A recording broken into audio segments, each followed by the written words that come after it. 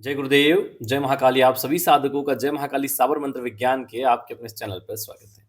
जिन लोगों के विवाह नहीं हो रहे, बहुत प्रयास कर रहे हैं लेकिन शादी हो नहीं रही है, विवाह के योग बन नहीं रहे हैं, या जिनका विवाह टूट गया है, या जो लोग प्रेम विवाह करना चाहते हैं लेकिन कई कारणों की वजह से वो चीज़ें हो नहीं पा रही है, या फिर कुछ लोग हैं जो योग्य वर की तलाश में हैं, जो लड़कियां हैं या फिर जो लड़के हैं योग्य वधु की तलाश में कि अच्छी पत्नी मिले या अच्छा पति मिले, तो उसके लिए भविष्य की बड़ी चिंता है।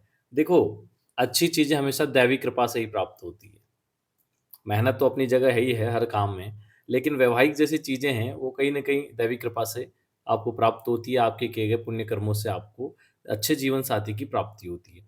अच्छे जीवन साथी से क्या मतलब है? अच्छे जीवन साथी से मतलब है, आपकी बात को मानने वाला और समझने वाला हो, आपको समझने वाला हो, आपके मन में क्या चल रहा है उस चीज़ को समझ के उसके अनुकूल व्यवहार करे, जिसके आने से आपका भाग्योदय हो, जिसके आने से पुत्र, पुत्री आदि की आपको प्राप्ति हो, आपका वंश बढ़े, जिसके आने से सौभाग्य आपके घर में आए, या जिसके आने से आपको लगे कि आपके जीवन में परिपूर्णता आई है। वो होता है योग्य वर या योग्य वधु। तो ये दैविक कृपा से ही प्राप्त होता है, लेकिन आजकल आप कई विवाह देखेंगे कि हो तो जाते हैं कि ठीक है, लड़का अच्छा कमाता है, लड़की भी जॉब में है, सब कुछ ठीक है, हो जाता है, तो फिर आप देखते हैं कि उनके बच्चे ही नहीं हो रहे। अगर उनको लड़की चाहिए तो लड़का हो गया, लड़की नहीं हो रही। लड़का चाहिए तो लड़की हो गई, लड़का नहीं हो रहा। कोई न कोई रोग की समस्या है, घर में विवाद चल रहे हैं, सास-बहू की नहीं पट रही है, कुछ न कुछ चलता ही रहता है, ठीक है? तो इसलिए कहा गया है कि दैविक कृपा से योग्य वर या योग्य वधु की प्राप्ति हो, जिससे कि पूरा जीवन परिपूर्ण हो। जीवन में सुख शांति आए, जीवन का प्रत्येक क्षण सुखमय हो जाए। जीवन साथी इसीलिए बोला गया है ना, तो वो तो दैविक कृपा से ही प्राप्त हो सकता है। तो उसके लिए क्या करें? आज ऐसा ही एक प्रयोग देंगे, जिस प्रयोग के माध्यम से दैविक कृपा को प्राप्त किया जा सकता है। विजय सुंदरी प्रयोग के माध्यम से इसको लड़का कर सकता है पत्नी प्राप्ति के लिए, लड़की कर सकती है पति प्राप्ति के लिए, प्रेमी प्रेमिका कर सकते हैं उत्तम विवाह की प्राप्ति के लिए। ठीक है, अब सबसे पहले इसमें दो चीजों को देख लो। सबसे बड़ी दिक्कत विवाह में कहाँ आती है? अगर आपका विवाह का कारक ग्रह महादशा, अंतरदशा, प्रत्यंतर दशा आदि में नहीं है अभी, तो विवाह आपका बहुत मुश्किल है हो जाए बिना देवी कृपा के। तो जो आपकी कुंडली में विवाह का कारक ग्रह है, उसकी साधना भी आपको करनी चाहिए, पहली चीज।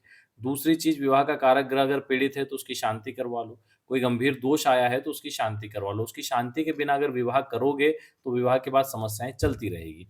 हालांकि ये प्रयोग उसी लिए है कि उत्तम पारिवारिक जीवन की प्राप्ति हो, लेकिन फिर भी सभी चीजों पर ध्यान देना चाहिए। सबसे पहले अपनी कुंडली को ठीक कर लेना चाहिए। जन्म, हम हर वीडियो में इसलिए बोलते हैं जन्म कुंडली का विश्लेषण क्यों करवाना चाहिए, इसीलिए करवाना चाहिए क्योंकि हमने कई बार देखा है कि जन्म कुंडली में दोष होते हैं और जहां उनके रिश्ते होते हैं वहां भी बहुत सारे दोष होते हैं, फिर बिल्कुल आपस में नहीं पटती है। लोग कर तो लेते हैं, फिर समस्याएँ झेलते रहते हैं। तो इसलिए जन्म कुंडली को सबसे पहले उसका विश्लेषण करवा के उसके दोष आदि निवारण हो जाएँ और फिर कोई प्रयोग करे तो उत्तम से भी उत्तम फल की प्राप्ति होती है। यानी अच्छे से बहुत अच्छे तक आप जाते हो। ठीक है? इस प्रयोग को कैसे करना उसको समझो। सबसे पहले इसका मंत्र नोट कर लो और इसका विधान समझ लो। वैसे तो ये प्रयोग 7 दिन ही करने का है, ठीक है? लेकिन इसको आगे कैसे बढ़ाना है हम बता देते हैं। इसका मंत्र आपके सामने है, ओम विजय सुंदरी क्लीम। बस यही इसका मंत्र है। इसको आपको शुक्रवार से शुरू करना है। उत्तरमुखी होकर बैठ जाए, लड़का लड़की कोई भी कर सकता है। इसमें पीले या सफेद वस्त्रासन हो, पीले हो तो ज्यादा अच्छा है। अपना पवित्रीकरण आचमन कर लें और पीला वस्त्रासन हो, बाजूट पर भी एक पीला कपड़ा बिछा दें, थोड़े पीले फूल बिछा दें। उसके ऊपर तावीज के अंदर भोजपत्र पर निर्मित शीघ्र विवाह यंत्र स्थापित करें। गुरु चित्र, गणेश चित्र स्थापित करें। अपना पवित्रीकरण आचमन करके घी का दीपक ठीक सामने या अपने लेफ्ट साइड प्रज्वलित करें। दीपक का भी पूजन करें। गुरु जी गणेश जी का पूजन करें। माँ गौरा का प्रतिमा, फोटो या मूर्ति हो तो उनका पूजन करें। स्नान आदि करवाकर पूजन करें। ठीक है, भोग वगैरह की आवश्यकता नहीं है। फिर भी लगाना चाहें तो केले आदि लगा सकते हैं पीले। इसके बाद में यंत्र का पूजन कर दें। यंत्र को हिलाना नहीं है। यंत्र का पूजन कर दें, स्फटिक माला का पूजन कर दें और गुरु जी गणेश जी का ध्यान करके उसी स्फटिक माला को गौमुखी में रखकर उससे 21 माला मंत्र जप कर लें। छोटा मंत्र है तो कोई भी कर सकता है।